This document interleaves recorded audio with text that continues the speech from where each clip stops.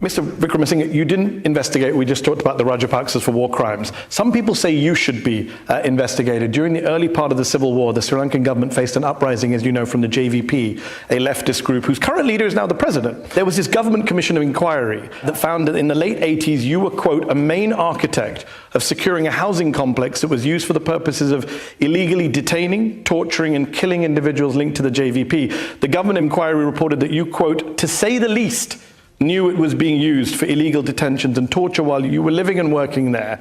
You didn't know what was going on there? You weren't involved? Where is the report? Sorry? Where is the report? It's called the Batalanda Commission report. So where is the report? Read from the report. I just did read from the report. You didn't read from the report. It is quite clear from the available material that insofar as the securing and allocation of the houses at the Batalanda houses are concerned, the main architects had been the then Minister of Industries, Mr. Ranil Wickremesinghe. I deny all those allegations, and I'm asking you to quote that commission report. This is supposed to... I just quoted it to you. No, so where is that commission? Where had that commission report been tabled? There's a lot of evidence in this report. No, but it's not what evidence. There has to be a commission report. There is a report. It's called the Batalanda Commission report. There is no commission report. The commission report has to be tabled out. Okay, but the report still exists, whether it's tabled in Parliament or not. No, it's not tabled in Parliament. It's not report. Okay. In the report, a key witness who was your caretaker and, quote, trusted employee testified that you were leading meetings about the torture of detainees there. He died. He was 36 years old. Just days before you testified to the commission, Vincent Fernando was his name, and he testified that you wanted the suspects at Batalanda, quote, destroyed. That's what he testified. He never gave evidence. He did give evidence. No report was tabled. There was nothing to be found against me. That was an army camp that was established in a former housing scheme. Any case, that was not tabled in Parliament. There was nothing to be found against me. Vincent stated that what he understood under the circumstances was that Mr. Wickremesinghe wanted the suspects destroyed. Then asked if Vincent was destroyed by. I was not in the government. I was in the opposition. I've been in the opposition for 10 years. Look, there was no report.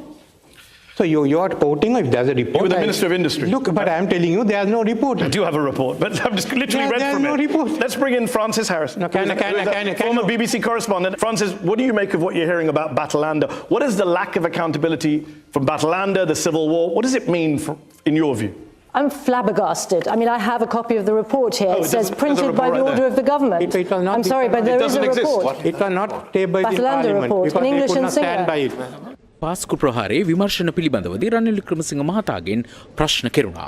I am dealing with what is called the Catholic Bishops' Conference. All these have been given to them. They have not made any other comment. They're all against the entire Catholic Church saying you failed them. No, this is what the Cardinal has said in regard to this inquiry, not anything else. Yes, the head of the Conference of Bishops. Who? Bishop Harold Anthony Pereira. Yes, so? He says he wants an independent inquiry, and he supports Cardinal Malcolm Runjit, the head of the church, who says that you did not take requests seriously for an independent investigation, and what you commissioned, he says, quote, he told Al Jazeera, it's not worth even the paper it's written on, the commissions you did. This is the Catholic Church in your country. Damning stuff. Can I tell you, Bishop Harold has been speaking to me all the time.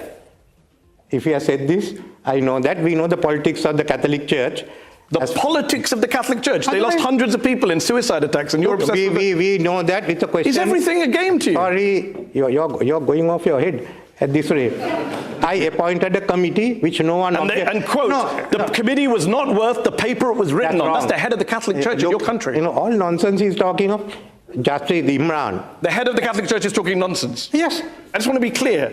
A massive terrorist attack happens on your watch as Prime Minister. Hundreds of Catholics die. The Catholic Church say you failed us and you dismissed them all as nonsense. They have accepted the fact that I want to do, but they are saying is that the committee that I appointed, they are not willing to accept the findings of that committee. Yes. It doesn't say that They're also saying there were other forces behind the attacks and you're trying to protect those forces. That's a damning accusation from the head of the Catholic Church. Head of the Catholic Church, I am not a Catholic to begin with. And I go with the majority of the people in the country. 53% of Sri Lankans say they believe local politicians were involved in the attacks. I appointed a committee at the request of Parliament. No one in Parliament has objected. It's up for the Parliament to decide whether they accept the report or not. Okay. It's not for the Cardinal. It's for the Parliament to decide. Not for the හිටපු බ්‍රිතාන්‍ය පාර්ලිමේන්තු මන්ත්‍රී නර්ච් දේවා ශ්‍රී ලංකාවේ හිටපු BBC වාර්තාකරු ෆ්‍රාන්සස් Harrison සහ pearl මානව හිමිකම් සංවිධානයේ විධායක අධ්‍යක්ෂ මධුරා රාසරත්නම් යන අයද මෙම සංවාදයට එක්ව සිටියා.